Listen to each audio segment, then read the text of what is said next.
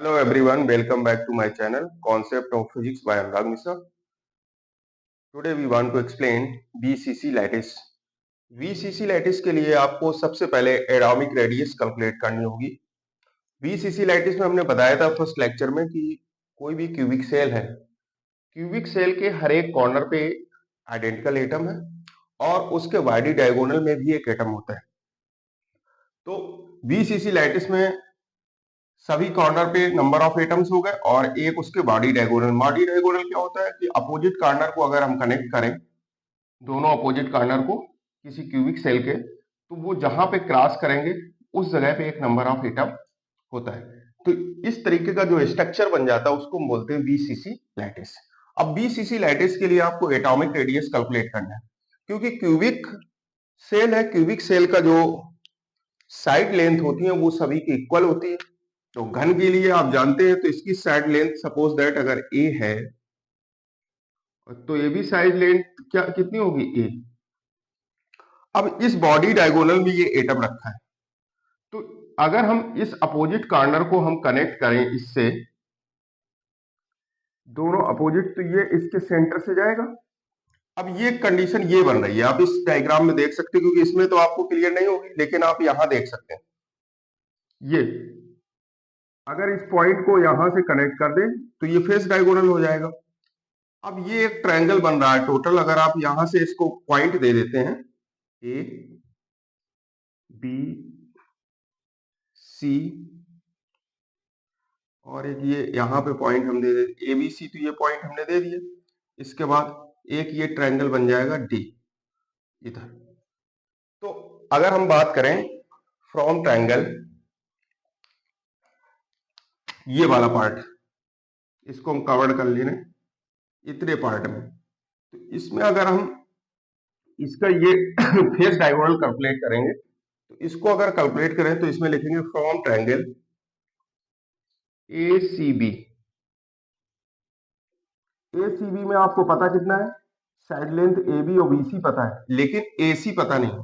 तो A C square equal A B square plus B C square. A C square equal to A B square plus B C square. तो A C square की value आपको find करनी है। A C square equal A B कितना दिया है, ए square, plus B सी ये ए, और इधर कितना है ए स्क्वायर, तो ये हो जाएगा 2a स्क्वायर। तो ए सी इक्वल हो जाएगा a√2। ए सी की वैल्यू कितनी है, तो ये जो लेंथ हो जाएगी वो a√2 आ गई। इतनी लेंथ यहां से यहां तक की लेंथ, ये a√2 है। अब आपको लेंथ कैलकुलेट करने का, यहाँ पे साइड लेंथ कितनी होगी, ये भी ये हो जाएगी, ये साइड लेंथ, और ये डिस्टेंस कितनी है, क्योंकि जो रेडियस है इसकी यहां पे रेडियस हो जाएगी ये हाफ लैटिस, या लैटिस पॉइंट है जो एटम है वो आधा एटम इसमें लाई कर रहा है यहाँ। ये बॉडी डायगोनल में वो पूरा एटम एक साथ रखा है, तो ये टोटल इसकी वैसे रेडियस अगर हम जिसको एटॉमिक रेडियस बोलते हैं, तो अगर हम रेडियस आर लेते हैं तो इसकी ये तो डायमीटर बन जाएगा ना, इसका इस एटम का टोटल डायमीटर हो जाएगा, और ये इसकी रेडियस रहेगी, क्योंकि ये पूरा इस सेंटर से अगर यहां से कनेक्ट करेंगे तो ये डायमीटर हो जाएगा, और डायमीटर की लेंथ कितनी होती है, 2r। तो इस एटम के लिए जो रेडियस हो जाएगी वो 2r हो जाएगी, और ये साइड वाले कितने हैं, rr। तो टोटल यहां पे जो रेडियस हो जाएगी 2r plus r plus r, तो यहां पे कितनी हो जाएगी, 4r। ये लेंथ कितनी हो जाएगी, 4r।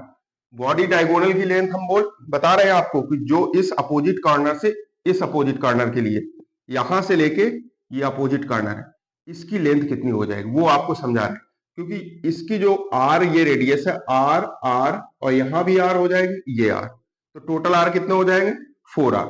ये लेंथ यहां तक की आर है, ये लेंथ आर, और फिर इस सेंटर से ये लेंथ आर, और फिर ये आर हो जाए, तो टोटल लेंथ इस डायगोनल की लेंथ जो हो जाएगी वो 4r आ जाएगी। कितनी, 4r। अब आपने क्या किया है कि ये पार्ट आपने कैलकुलेट किया है, तो अब बात करेंगे from triangle ACD, from triangle ACD। ACD में आप कैलकुलेट कर सकते हैं इसका जो हाइपोटेनस है वो कितना निकाल लेंगे, AD स्क्वायर, जिसको हम कर्ण का वर्ग बोलते हैं। आधार का वर्ग कितना है, AC, और इसका लंब कितना है, परपेंडिकुलर कितना दिया गया, CD। तो आपको AD स्क्वायर कैलकुलेट करना है, तो यहां से AD स्क्वायर की वैल्यू कितनी है, 4R। 4R कैसे होगी, R रेडियस हो जाएगी जो कॉर्नर एटम है, सेकंड कॉर्नर एटम की जो अपोजिट कॉर्नर पे है वो भी R हो जाएगा, जो सेंटर एटम है उसकी R प्लस R, मतलब ये डायमीटर हो जाएगा टोटल 2R। तो कितने R हो जाएंगे, 1 2 3 4, तो टोटल लेंथ ये कितनी हो जाएगी, 4R। मतलब डायगोनल लेंथ जो होगी वो इसके सेंटर एटम का डायमीटर होगा और जो कॉर्नर एटम है उसकी रेडियस होगी। डायमीटर 2R होता है, R प्लस R, तो 2R प्लस R कितना हो जाएगा, 4R। तो डायगोनल लेंथ कितनी हो जाएगी, 4R। तो ये स्क्वायर आप निकाल सकते हैं, यही तो कारण दिया गया, आधार ये है और लंब इतना दिया गया। तो इसका हाइपोटेनस की स्क्वायर निकालेंगे तो AD square is equal to AC square plus CD square, ये ट्रायंगल हो जाएगा जो इसके अंदर बना हुआ है। तो AD square equal to AC square plus CD square. अब आप क्या करेंगे, वैल्यू यूज करेंगे। AD की वैल्यू डायग्राम में आपके सामने है, कितनी है, 4R। 4R square, AC square कितना है, AC स्क्वायर की वैल्यू अभी कैलकुलेट की है 2A स्क्वायर, ये वैल्यू कितनी है, 2A स्क्वायर। A√2 वैल्यू है AC की, जब स्क्वायर करेंगे तो कितना हो जाएगा, 2A स्क्वायर। CD कितना दिया गया, ये परपेंडिकुलर इसका A स्क्वायर। तो यहां से टोटल वैल्यू कैलकुलेट कर लेंगे तो कितना आ जाएगा, इसका स्क्वायर करेंगे 4 का तो 16R स्क्वायर प्लस, इसको बोल सकते हैं कितना है, 2A स्क्वायर प्लस 3, तो यहाँ हो जाएगा 2A square plus A square equal to 3A square. R square equal 3A square upon 16, इसके स्क्वायर रूट कैलकुलेट कर लेंगे तो कितना आ जाएगा, R इक्वल √3/4A। ये रेडियस कैलकुलेट कर लिया आपने, इसी को बोलते हैं atomic radius. R equal to √3/4 into A क्या है, साइड लेंथ। इस तरह से आपने एटॉमिक रेडियस इसकी कैलकुलेट की। इसके बाद आपको कैलकुलेट करना है number of atoms per unit cell in VCC lattice. VCC lattice के लिए number of atoms per unit cell, इस यूनिट सेल में नंबर ऑफ एटम्स कैलकुलेट करना है। तो इसके लिए एक फार्मूला हमने बताया था आपको प्रीवियस लेक्चर में, n equal to NV plus NF upon 2 plus NC upon 8, where NV is the number of, जो नंबर ऑफ एटम्स है एट कॉर्नर, कॉर्नर एटम का जो संख्या होती है, और NB होती है बॉडी डायगोनल की, जो इसके डायगोनल में एटम होंगे उनकी संख्या है, और NF क्या है, फेस डायगोनल। फेस डायगोनल में जो इसका कोई भी फेस होता है, 6 फेसेस से स्ट्रक्चर बना होता है, इस तरीके की ये एक फेस है, ऐसे 6 फेस होंगे, उससे इस क्यूबिक सेल को बनाया जा रहा है। तो इसका फेस डायगोनल क्या होगा, इसके अपोजिट कॉर्नर को आप कनेक्ट कर दें, और यहाँ पे जो एटम है जहां ये दोनों क्रॉस करेंगे, इनको हम कनेक्ट करेंगे, तो इसको ये बोलेंगे फेस डायगोनल। ये फेस डायगोनल है, कोई भी फेस है तो उस एक सरफेस एरिया जितने भी फेसेस हैं वो 6 फेसेस से स्ट्रक्चर बनता है, कोई भी क्यूबिक स्ट्रक्चर, तो ये फेसेस हैं। तो फेसेस में जितने भी एटम होंगे फेस डायगोनल में, उसको NF से रिप्रेजेंट किया है। ठीक है, एक बार देख लेते हैं। NC क्या है, कॉर्नर एटम। NB क्या है, body diagonal atom. Body diagonal आप समझ गए, अपोजिट कॉर्नर को कनेक्ट करेंगे तो उससे उसको बोलते हैं बॉडी डायगोनल, बॉडी के अंदर। NF क्या है, फेस डायगोनल। तो ये आपने एटम यहाँ पे देखे। अब क्या करना है, इस जो BCC लैटिस के लिए आपको कैलकुलेट करना है नंबर ऑफ यूनिट सेल कितनी होंगी, तो number of atom per unit cell calculate करना है। तो यहाँ n इक्वल टू NB कितना है, बॉडी डायगोनल में एटम कितना है आपको पता है, इसके बॉडी डायगोनल में एटम है 1, तो वहां पे हो जाएगा NB equal to 1 plus NF। Face diagonal में कोई भी एटम आपको दिखाई दे रहा, फेस डायगोनल हमने कहीं कनेक्ट किया नहीं किया, तो फेस डायगोनल में क्या हो जाएगा, 0। NC क्या है, इसके कॉर्नर में कितने एटम है, 1 2 3, यहां भी एक एटम था ना, टोटल कितने एटम है, 8, एक ये हो गया एटम। ठीक है, तो 1 2 3 4 5 6 7 8, तो 8 एटम यहाँ कॉर्नर में हो जाएंगे, तो 8/8 एनसी अपॉन 8 है ना फॉर्मूले में, तो यहाँ भी वैल्यू 1 हो जाएगी। तो number of atoms for BCC lattice equal to कितना हो जाएगा, per unit cell number of atom कितना निकल आएगा, 2। बस ये आपको याद रखना, ऑप्शनल टाइप क्वेश्चन में भी ये पूछा जाता है कि नंबर ऑफ एटम्स किस तरीके से कैलकुलेट करेंगे, तो n इक्वल टू आ जाता है 2। यहां से बीसीसी के लिए नंबर ऑफ एटम्स कितना होता है, 2। और प्रीवियस लेक्चर में हमने सिंपल क्यूबिक का नंबर ऑफ एटम्स कैलकुलेट कराए थे, एटॉमिक रेडियस कैलकुलेट कराई, तो वो प्रीवियस वीडियो आप जरूर देखें प्लीज, क्योंकि वहां से आपको पता चल जाएगा कि बीसीसी को कैसे कैलकुलेट करते हैं, क्योंकि हमने सिंपल क्यूबिक का भी कैलकुलेट करना बताया था। तो n इक्वल टू कितना हो जाएगा इसका, 2। ऑप्शनल टाइप के क्वेश्चन जो सीबीएसई एग्जाम आ रहा है, यूपी बोर्ड का एग्जाम आ रहा है, तो उसमें ऑप्शनल टाइप में ये पूछा जाता है कि number of atoms per unit cell in BCC crystal, in simple cubic crystal, in face centred crystal, किस तरीके से आप कैलकुलेट करेंगे। तो ये नंबर ऑफ एटम्स आपको याद रखना है और कैलकुलेट करने का तरीका भी याद रखना है, ठीक है। नेक्स्ट है कोऑर्डिनेशन नंबर। इसके बाद आपको कैलकुलेट करना है coordination number of BCC lattice. BCC lattice का कोऑर्डिनेशन नंबर, सबसे पहले आपने एटॉमिक रेडियस कैलकुलेट की, एटॉमिक रेडियस कैलकुलेट करने के बाद नंबर ऑफ यूनिट सेल में नंबर ऑफ एटम्स कैलकुलेट किए। अब आपको कैलकुलेट करना कोऑर्डिनेशन नंबर। कोऑर्डिनेशन नंबर आपको ये समझना होता क्या है, कोऑर्डिनेशन नंबर मेन इंपॉर्टेंट ये है, क्योंकि कोऑर्डिनेशन नंबर जो होता है number of equidistance, number of equidistance nearest neighbours that an atom has in the structure. तो नंबर ऑफ नियरेस्ट नेबर, जैसे कोई भी एटम है, बॉडी डायगोनल का एटम है, तो इसका नंबर ऑफ नियरेस्ट नेबर क्या है, इक्विडिस्टेंस होना चाहिए, सबसे important term equidistance. Nearest neighbour तो और भी एटम्स हो सकते हैं, लेकिन इक्विडिस्टेंस, तो यहां से ये कोई भी एटम रखा है, तो इसके इक्वली डिस्टेंस पे एटम, जैसे इस डायगोनल में हम देखते हैं, तो आर, इसके सेंटर से आर डिस्टेंस पे ये एटम है, दूसरा एटम, इस तरीके से डिफरेंट बॉडी डायगोनल से 8 एटम के साथ कनेक्शन इसका होगा। तो जैसे ये सेंटर एटम है, इसका इसके साथ कनेक्शन, इसी तरीके से दूसरे बॉडी डायगोनल के साथ कनेक्शन होगा। तो इसके इक्विडिस्टेंस नियरेस्ट नेबर जो होंगे एटम के, वो इस स्ट्रक्चर के लिए कितने हो जाएंगे, क्योंकि 8 एटम है हर एक कॉर्नर पे, तो सभी कॉर्नर के लिए इक्विडिस्टेंस नियरेस्ट नेबर हो जाएगा इसका 8। Equidistance nearest neighbour for BCC lattice equal to 8। तो इक्विडिस्टेंस नियरेस्ट नेबर जो होते हैं कोऑर्डिनेशन नंबर को डिफाइन करते हैं।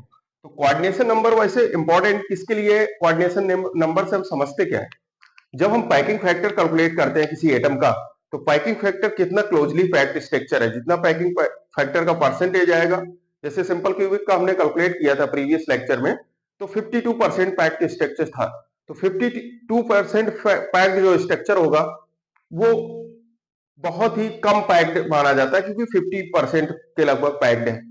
लेकिन जिसका कोऑर्डिनेशन नंबर ज्यादा होता है, जैसे greater coordination number more closely packed structure, जिसका कोऑर्डिनेशन नंबर जितना ज्यादा होगा वो पैकिंग स्ट्रक्चर भी उतना ही क्लोजली पैक्ड स्ट्रक्चर होगा, मतलब उसमें नंबर ऑफ नियरेस्ट नेबर ज्यादा होंगे।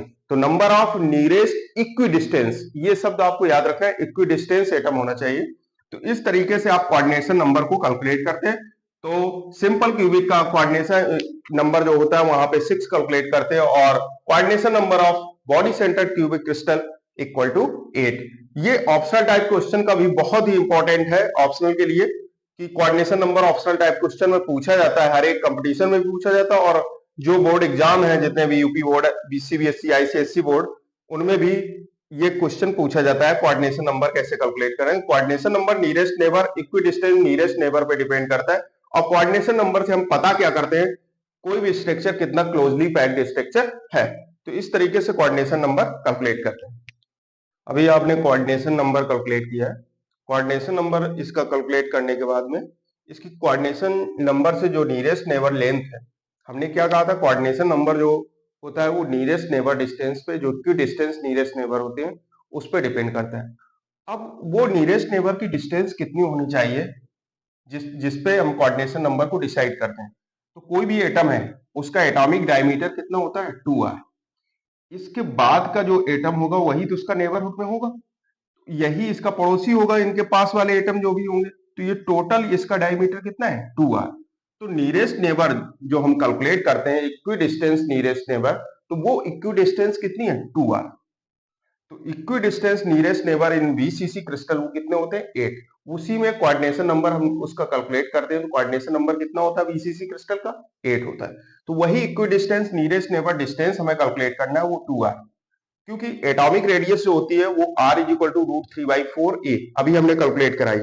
तो यहां से 2r कितनी हो जाएगी वैल्यू 2r इक्वल, इसको लिख सकते हैं रूट 3/2a, यही तो हो जाएगी 2r distance, 2r equal to root 3/2a। तो यहां से नियरेस्ट नेबर डिस्टेंस जो 2r होगी उसकी वैल्यू आ जाएगी रूट 3/2a। इसी को बोलते हैं nearest neighbour distance. Nearest neighbour distance है वो रूट 3/2a। 2r आपको याद रखना है क्योंकि डायमीटर जो होता है किसी भी एटम का, जो आइडेंटिकल एटम सिचुएटेड है different corner of atomic cell और एक डायगोनल में जो एटम है उसकी जो टोटल नियरेस्ट नेबर डिस्टेंस है वो उसके डायमीटर के इक्वल है, और डायमीटर कितना है 2r, तो रूट 3/2a। इसके बाद लैटिस कांस्टेंट कैलकुलेट करते हैं। तो 2r डिस्टेंस के बाद में लैटिस कांस्टेंट इसका कैलकुलेट करेंगे, तो लैटिस कांस्टेंट इसका कितना हो जाएगा, लैटिस कांस्टेंट जो होता है उसी को हम बोलते हैं side length of the unit cell.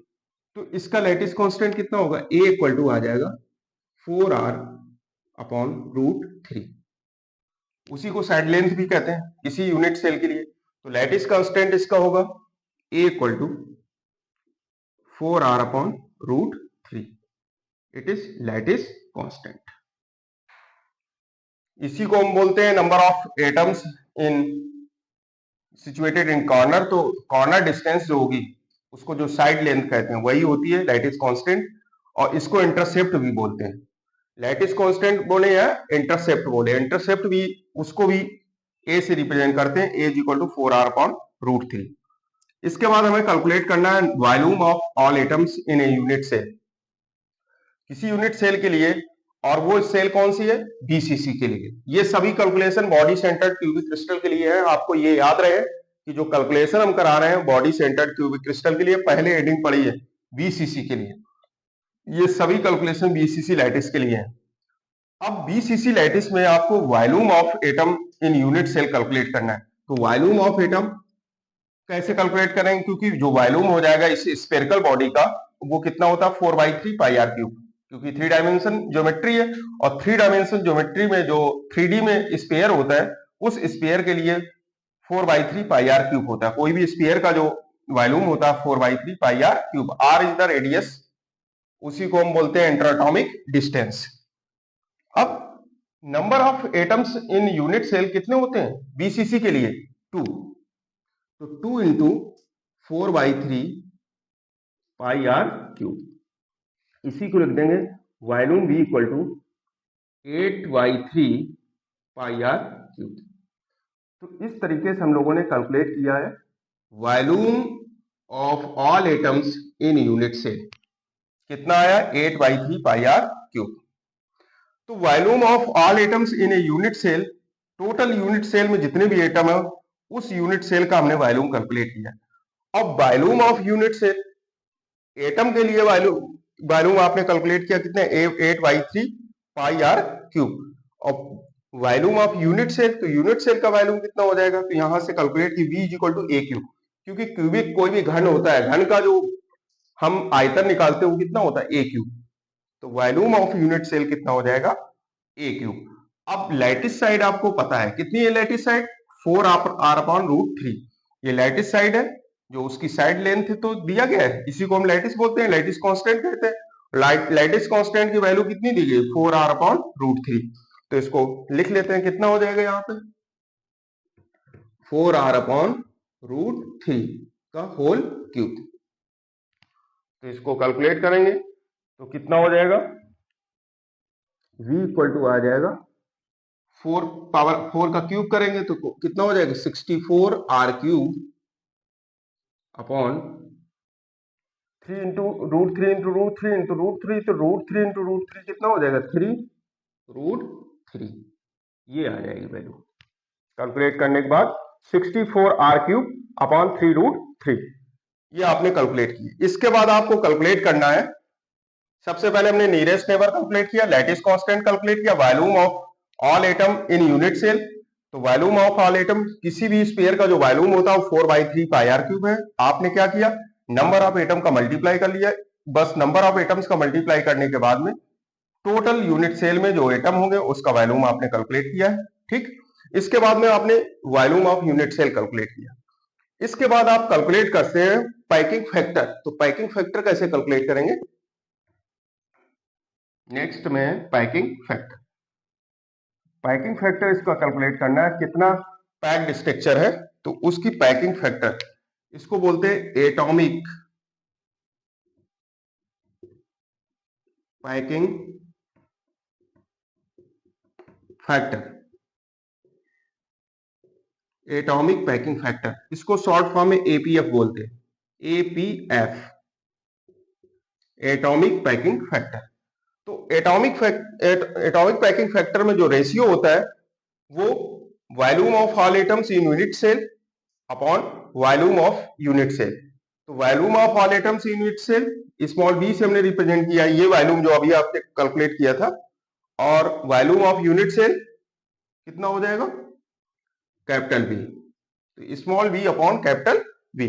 अब इनकी वैल्यू यूज कर लेंगे, तो टोटल वैल्यू यूज करेंगे तो कितना है, स्मॉल बी की वैल्यू कितनी दी है, 8/3 पाई आर क्यूब अपॉन, इसकी वैल्यू कितनी दी गई,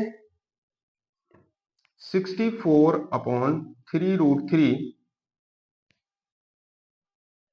आर क्यूब की। यहां से कैलकुलेशन कर लेंगे, 3 से 3 कैंसिल हो जाएगा, आर क्यूब से आर क्यूब कैंसिल हो जाएगा, तो यहाँ कितना हो जाएगा, 8 से ये कैंसिल हो जाएगा, 64। तो कितना होगा यहाँ पे, एपीएफ इक्वल, जितने कैंसिल होने वाले टर्म उनको कैंसिल कर लीजिएगा। देखो 3 से 3 कैंसिल हो जाएगा, और ये 8 से ये 64, तो यहाँ पे आर क्यूब से आर क्यूब जाएगा, तो टोटल इसका कैलकुलेशन आ जाएगा यहाँ पे √3 पाई अपॉन 8, √3 पाई अपॉन 8। इसको कैलकुलेट कर लेंगे। कैलकुलेशन जब करने के बाद में यहाँ पे इसकी वैल्यू जब कैलकुलेट करेंगे, टोटल इसकी वैल्यू आएगी यहाँ पे √3 की वैल्यू